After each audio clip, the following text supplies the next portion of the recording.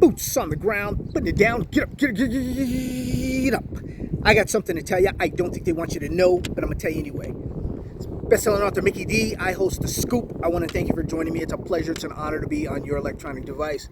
As you can see, I'm in the desert Southwest, and it is a sunny day today, my friends. It's going to be nice and warm.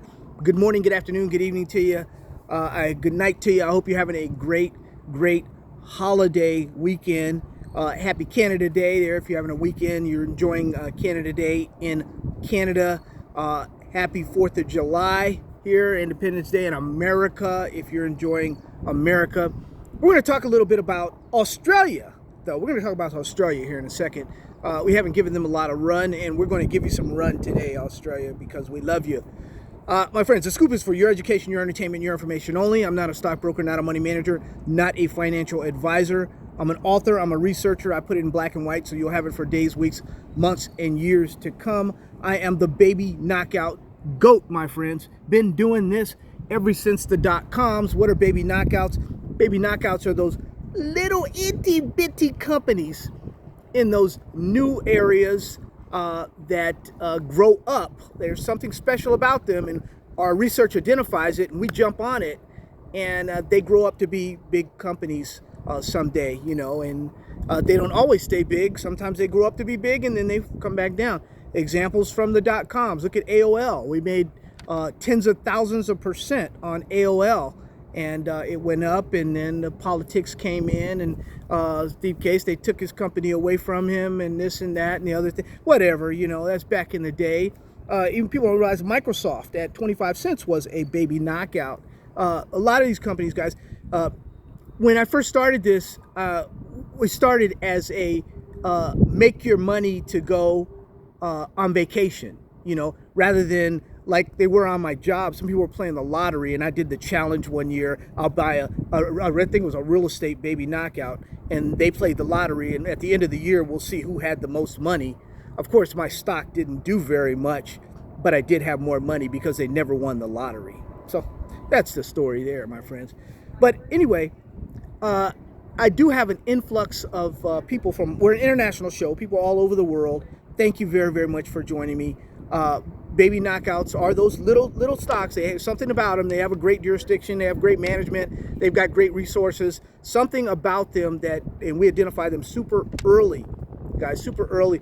We've been doing this, like I said, since the .coms. This is not nothing new. Some people call it, they call it all kinds of names, all kinds of dirty names and bad names, because sometimes you lose your money and sometimes you make a lot of money.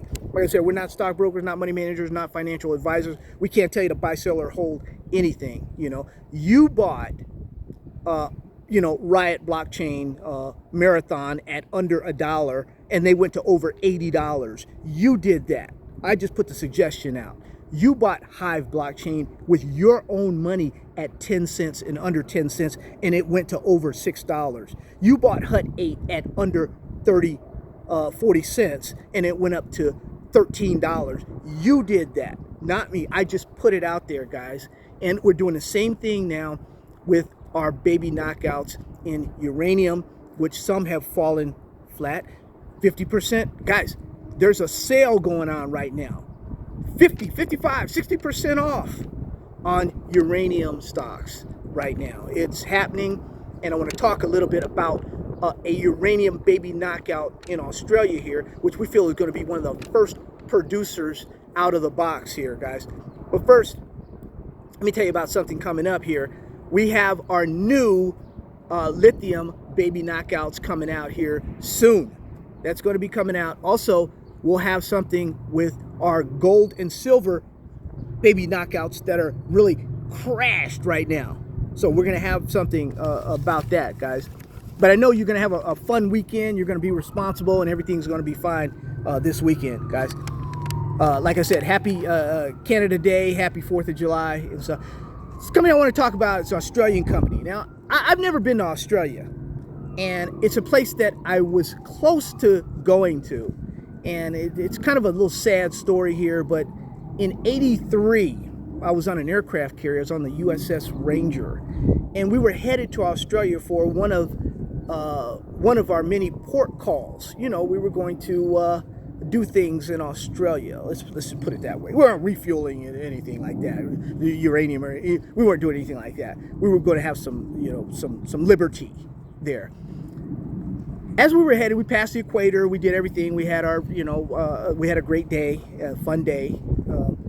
Don't need to get into that. But my friends, ladies and gentlemen, we got the call that no one ever likes to get. You know, that call they talk about at midnight. You get that call, you know, that something has happened. Well, the shit, we had general quarters. We went to general quarters. Everybody up, all hands on deck, bells ringing, everything. We had just taken a hit in Beirut, Lebanon. Now, I don't want to bring back any memories for anybody involved with this, my friends, but that was a dark day. We first got initially a message from then President Ronald Reagan that we had lost like 60 Americans had died in that bombing. Of course, we realized later on it was like over 300. It was a lot of people died in that bombing. But as we were going to Australia, we had hosted some mates from the Royal Navy there. So we were going to have a good time. But guys, things happened and terrorism struck.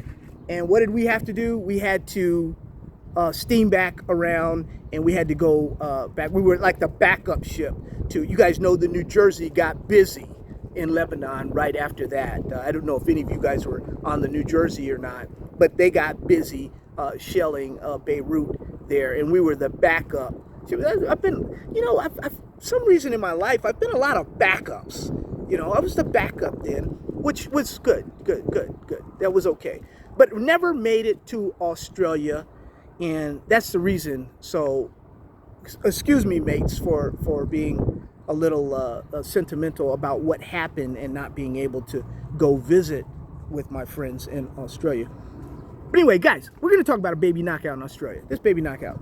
And God bless all of you that were touched by that embassy bombing, you know, especially on days like the 4th of July, like holidays. And shout out to all the men and women in uniform. God bless you and your family. Terrorism is still out there. You know, it was out there in the 80s, it was out there in the 70s. It's been out there for a long time. And cowards use terrorism, guys. That's what uses terrorism. Those cowards use terrorism. But anyway, the stock I want to talk about, guys, is a baby knockout that we haven't talked about here, and I hope there's not too much wind on you, but it's a baby knockout we haven't talked about in at least a year and a half, guys. It was like, I was looking at my account, I saw early 21, it was like January, February, March of 21, I had purchases of like 11 cents, 12 cents, 13 cents. So it's been a little while here since we've even talked about this company. Who am I talking about? I'm talking about Boss Energy, guys. I'm talking about BQSSF on the over-the-counter, BQSSF. I'm talking about BOE on the Australian Stock Exchange, my friends. Now, Boss Energy, fully permitted, no issues with the natives in Australia. They have worked all that out. What they're going to be doing is Boss is in 2015 they acquired this Honeymoon uranium project. Now it's a prior producer, guys. It's not it's not green, man. This is a brownfield project that has produced and has exported U3O8 throughout the world. So this is not nothing new for them. You have a great jurisdiction. You have Australia. Australia is a great jurisdiction, guys. A low-cost producer. They're all-in sustaining costs. AISC is like under $35. You know, so it's fairly cheap right now. They can go to production now, and if you got a $55 you know, long-term contract price, they can make money. Put it that way. One of the lowest cost producers out there, guys. And this project, we believe, will go forward this cycle. Year to date, we're talking 84 cents, 52-week low. We're talking $2.90, 52-week high.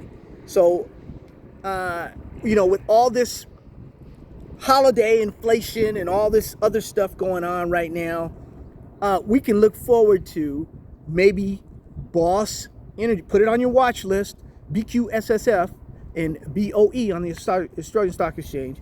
We can look forward to giving Boss coming here in the next 6 months or so with a definite, we are going to restart, and then they'll get that honeymoon on within the next 6 months to a year or so.